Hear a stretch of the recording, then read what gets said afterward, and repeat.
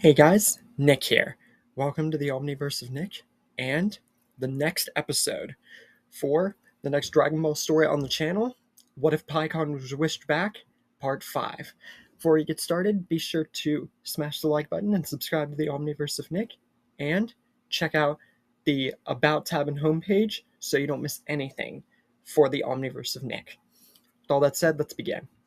We are touching upon an arc that has not even been covered 5 times, I believe, on this channel, because so far, only stories that involve Vegeta and one Goku and maybe Giran. Goku Black's story has been relegated to the bare minimum just based off of the fact that haven't been able to touch upon it. But don't worry, plenty of other Dragon Ball stories are in the making, and a lot of them involve Goku Black. With that said, let's dive in, and it starts all the same. Goku and Goku Black fight. Goku Black destroys the time machine, except Pikkon being there, he instantly knows it's not Goku. He fought with him, knew him, and just overall knows him for over 7 years plus. So, Pikkon, more than anybody, would know. Then Goku fights Zamasu, and they go to Trunks' future. Rose Goku Black makes his debut and impales Vegeta. Goku and Trunks team up and then get their butts handed to him. Pikkon then comes in for the save against Goku Black, and Piccolo goes against Zamasu. And I know what you guys are probably asking. How would they even fit in the time machine? Piccolo, Pikkon, Goku, Vegeta, and Trunks. It's 5 people. And it would barely be able to fit 4 people, let alone 3. Well, Piccolo has the third eye, which could shrink them all down so it would literally not matter at all. You could have put the entire freaking, whole cast of characters in that time machine with the third eye. So, yeah. But, yeah, Pikkon and Piccolo come in for the save. Goku uses his full power Super Saiyan Blue Kaioken. Pikkon unleashes his full Mystic powers, and it forces Goku Black past Rose and into his full power, and he unleashes the Scythe. But with Orange Piccolo and the third eye, Zamasu and Goku Black are completely overpowered. And Goku and Pikkon and Piccolo all together, along with Vegeta getting healed and brought back up, they demolish Goku Black and Zamasu. But just before they can get the kill, Goku Black and Zamasu fuse and defuse Zamasu, who uses Blades of Judgment almost instantaneously. And this forces the fighters back. But Pikkon says they haven't lost the battle yet. They might all be down and out of strength, but there's one of them that will never run out. And Fuse Zamasu will never figure out who Piccolo really is. And Orange Piccolo powers up with the third eye and completely heals. And with the third eye in tow, allowing just enough time to stall Zamasu to let the others recover, Goku and Vegeta rush forward, but Fuse Zamasu effortlessly evades and completely overpowers them. Trunks tries and fails. Pikkon tries, but Fuse Zamasu says, "You are all mortal pests. The more of you flock together, the more you should realize you are no match for divinity." And he goes for a holy wrath, but Pikkon powers to his absolute perfection and uses a full power Thunder Flash, and Piccolo uses an Orange Piccolo full power Special Beam Cannon. So basically, it's a Thunder Beam Cannon like they did in their fusion, but as separate beings, because Goku and Vegeta have done that sort of thing before too, and Gohan and Piccolo and Gohan and Goku have used combined moves, obviously, and this combined Thunder Beam Cannon completely shocks and decimates Fused Zamasu, making him mutated and have to power up into his mutated purple arm and, that. Which, in my opinion, best version of Zamasu, hands down. And he rushes at them all relentlessly and furiously. Pikkon's down, and Goku uses everything, breaking the limits with Super Saiyan Blue Kaioken, and it works for half a second before Fuse Zamasu's ferocity and menacing power and stature, it's not enough. Goku's power is not enough. He didn't get a Zenkai from being beaten over and over again and getting angry. This is the first fight in Trunks' timeline, mind you. So yeah, Goku is relegated back down to base and injured. Vegeta tries a full power Super Saiyan Blue Gallic gun, but Fuse Zamasu just slices it in half, and Vegeta is out of energy. Trunks transforms into Super Saiyan Rage for the first time and strikes at Zamasu. Zamasu is just getting more and more angry by the second, and he says, "Back for more, Trunks, yet again?" And just destroys Trunks' sword. Trunks tries rushing at it with all he's got. It's not enough. He tries a full power Final Flash. He tries a full power Gallic gun. And then eventually, the future and just everything and his own aura, it gives his sword the key sword, basically. Keyblade, whatever the frick you want to call it. And this allows him to fight off Fuse Zamasu just like canon. And soon enough, the entire future, Pikkon and Piccolo with the third eye, gives him so much strength that it takes even less to kill Zamasu with the Spirit Sword.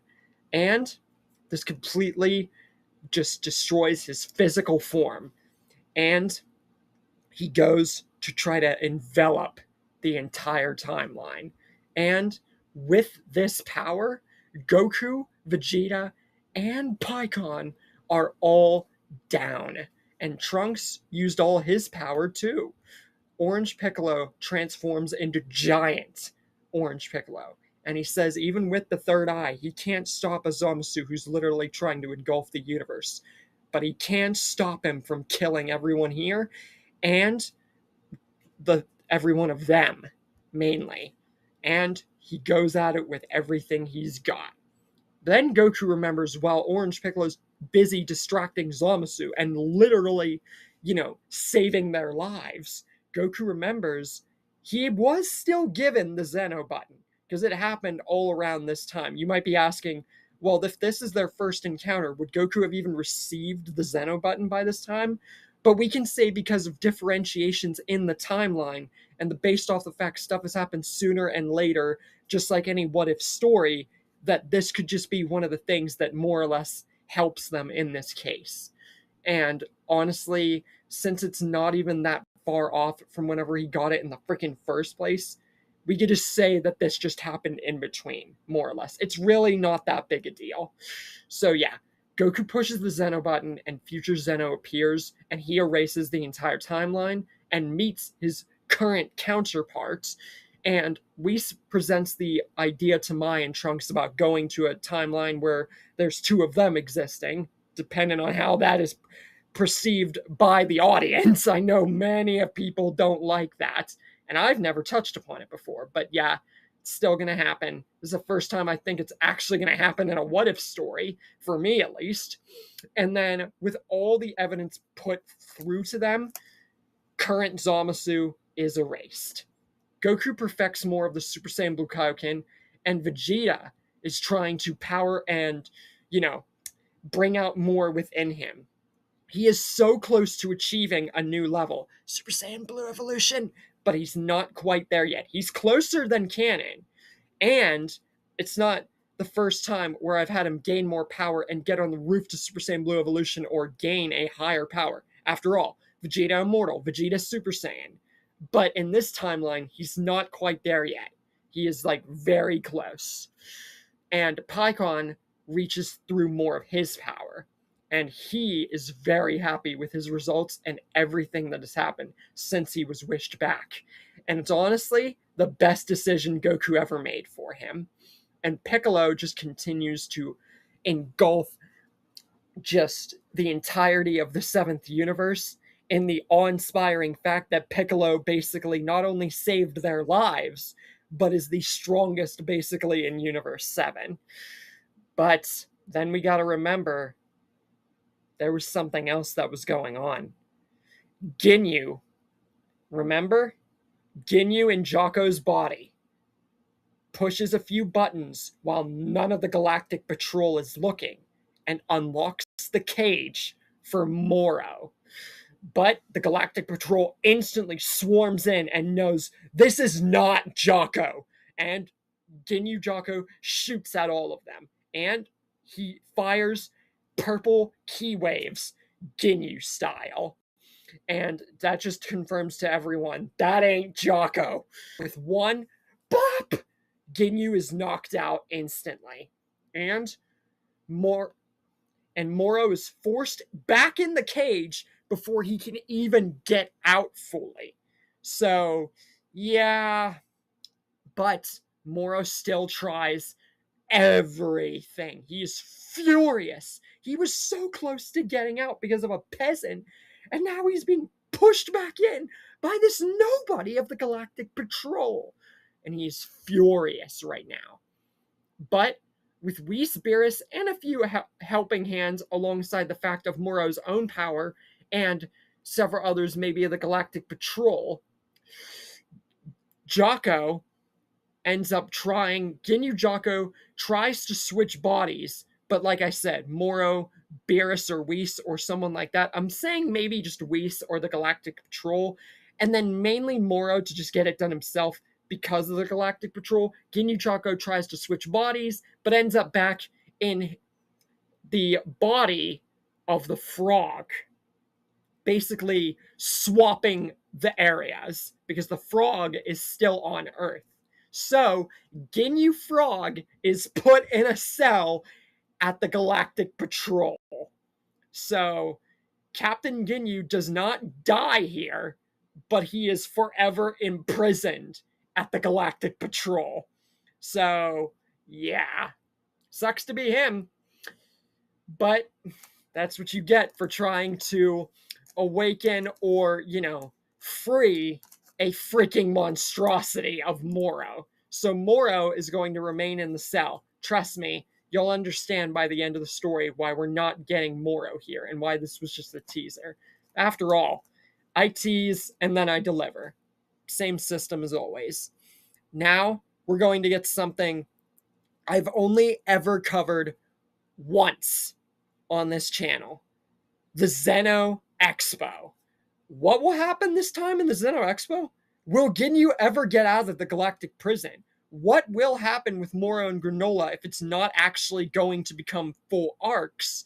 And what will it tease for the future? And for the Tournament of Power onward, will we have the roster that we need? Or could we have to call upon extra helping hands, be it good or evil? Find out.